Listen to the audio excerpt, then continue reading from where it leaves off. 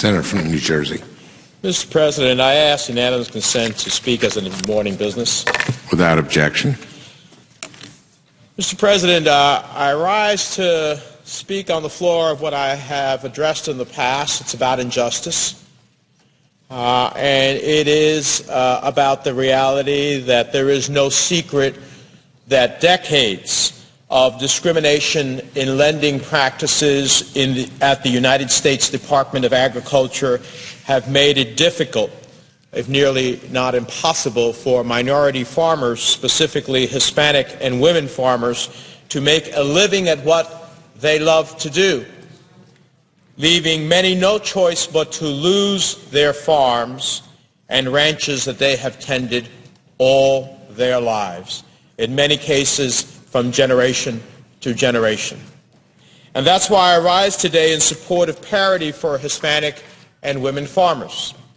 I rise so that all the victims of discrimination in this case are treated equally, fairly, and are adequately compensated for the damages they suffered regardless of their race or gender.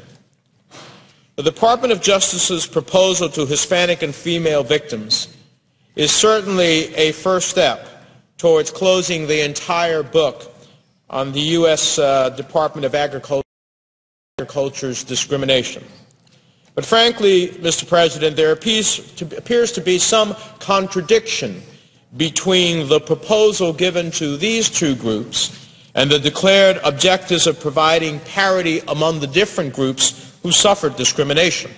So here's the situation.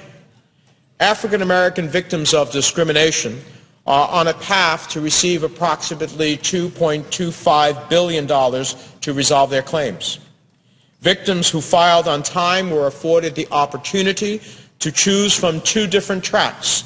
First, they could present substantial evidence of discrimination, which, if valid, entitled the victim to a monetary settlement of $50,000 plus relief in the form of loan forgiveness and offsets of tax liability. Or they could prove their claims using evidence which was reviewed by a third-party arbitrator who decided how much damages to award, if any. Now, this system took into account the fact that many, if not most, of the documents from this era were destroyed by the U.S. Department of Agriculture, making it extremely difficult for victims to prove their claims while also giving claimants the opportunity to seek more than $50,000 if they're especially egregious and their losses were severe. There was not a cap on the amount of money awarded. There was not a cap on the number of claimants who could recover damages, which allows the merits of each individual's claim to be the sole basis for determining what they received. Now, that process appears to be right in line with the stated goal of determining the appropriate course of action for each claim based on the merits of the case and only on the merits. And I certainly commend that approach.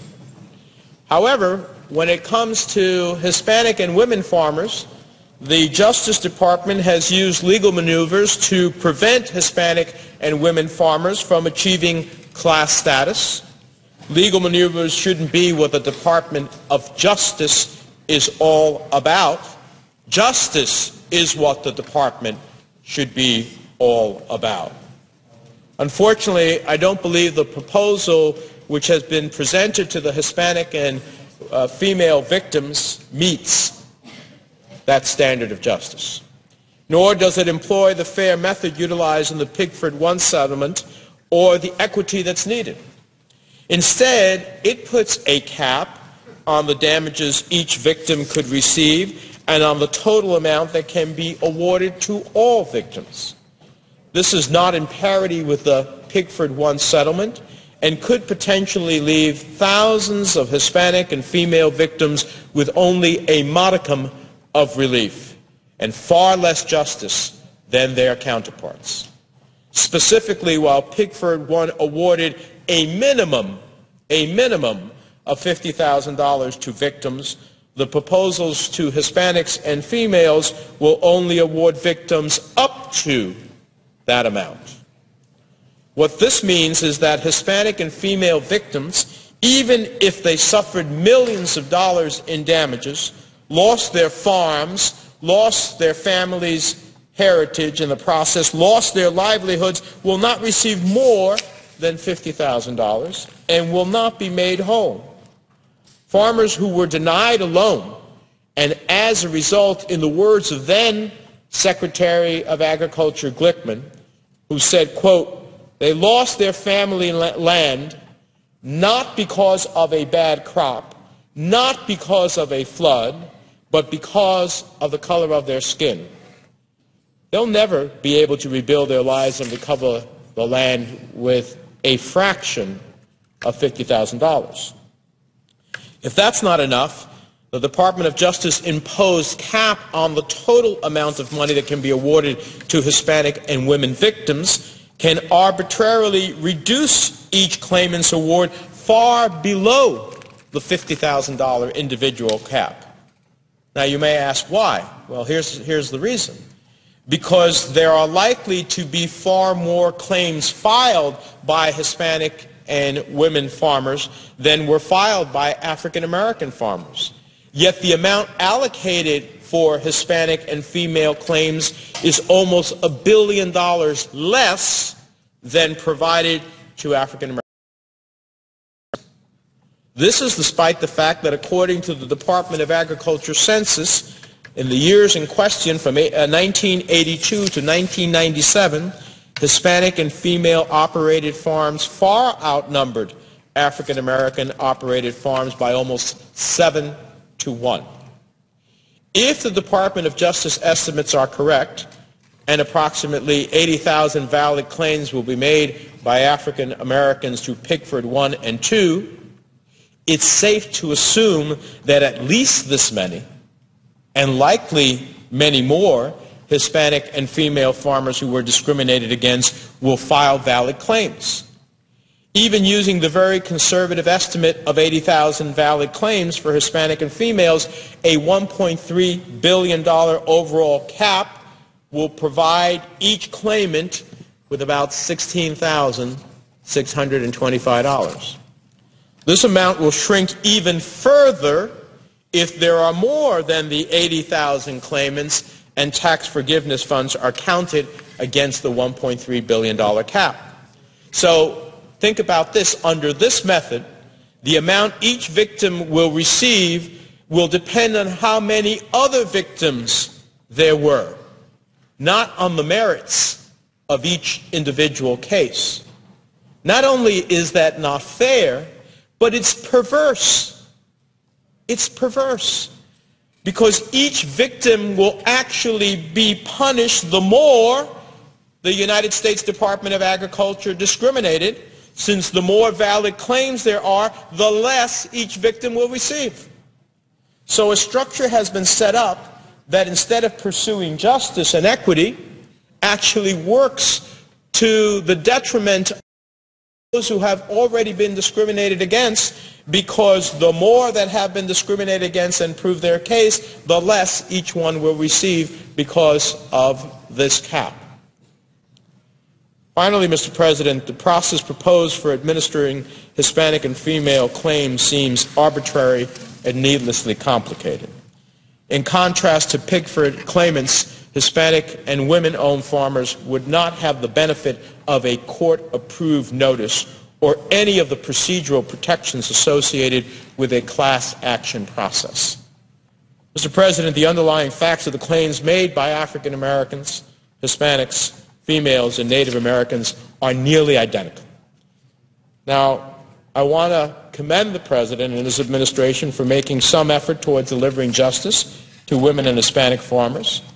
That's why I urge the administration to guarantee the relief that is to be provided to women and Hispanic farmers be just and consistent with that provided to African American victims who filed on time. In the words of Timothy Pickford, the lead plaintiff in the Pickford case, Hispanics and females, quote, this are his words, suffered the same discrimination by the U.S. Department of Agriculture as African American farmers. Suffered the same discrimination by the Department of Agriculture as African American farmers. And quote, again, Mr. Pickford, class certification is a procedural matter that does not address the underlying discrimination that is in fact admitted. Is in fact admitted. Not a dispute about whether discrimination took place, is in fact admitted. The indisputable fact remains that farmers and ranchers who were particularly women, African American, Hispanics, were denied access to U.S. Department of Agriculture loans, to farm benefits and credit services due to their race, their ethnicity, their gender, and they were not given proper opportunity for recourse. In the process of being denied those opportunities, they lost, in many cases, their land, or sold parts of their land to keep a little piece of it left. The only thing that could be worse than the original discrimination, ironically, is if it were to treat the victims of that discrimination differently based on their race, ethnicity, or gender. Justice for one cannot masquerade as justice for all. So, Mr. President, I applaud the USDA for taking a big step towards universal justice in this case by recognizing the need to put aside technical questions about class certification and address the underlying valid claims of discrimination. I understand that this administration inherited this problem like so many others and is now in the position of cleaning up the mess left by its predecessors. I applaud them for seeking to right an injustice, but I do not think, nor can I accept, that you can dispense justice when you know that the facts are such that, in fact, there is no dispute as to the discrimination, that you can dispense justice piecemeal, or that you can treat victims similarly situated, almost identically situated and harmed with justice for some and not for all. We need to make this right. We need to make the victims whole. And we need to do it fairly, justly, and soon. Mr. President, with that I yield the floor.